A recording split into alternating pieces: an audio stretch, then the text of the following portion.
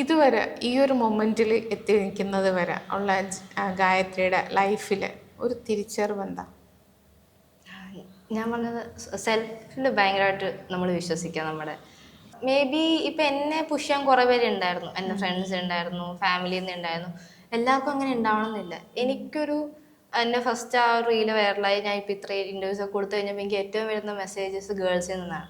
Like അവരുടെ സ്കിന്നാണ്, അവർക്ക് insecurities ഉണ്ട്, അല്ലെങ്കിൽ എങ്ങനെ ചേച്ചി വന്നു, ചേച്ചി ഭയങ്കര ഇൻസ്പിറേഷൻ.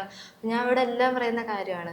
പിന്നെ ഇപ്പം എല്ലാവരും സപ്പോർട്ട് ചെയ്യണമെന്നുണ്ടാവും. നിങ്ങൾ സ്വന്തമായിട്ട് അതിൽ സ്റ്റെപ്പ് വെച്ച് വെക്കും. മേ ബി ഫെയിലിയർ ആവുക അല്ലെങ്കിൽ വിൻ ചെയ്യാം.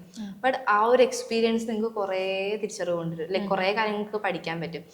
ലൈക്ക് ലൈഫിൽ എപ്പോഴും ഒരു ആഗ്രഹം ഉണ്ടെങ്കിൽ ട്രൈ ചെയ്യുക, മാക്സിമം ട്രൈ ചെയ്യുക. ഇപ്പം എനിക്കിപ്പോൾ ഒരു എന്താ പറയുക, ഒറ്റ കോമ്പറ്റീഷൻ കൊണ്ട് ഇത്രയൊക്കെ പറ്റുന്ന കഴിഞ്ഞാൽ എല്ലാവർക്കും പറ്റണമെന്നില്ല. പറ്റണവരെ ട്രൈ ചെയ്യുക.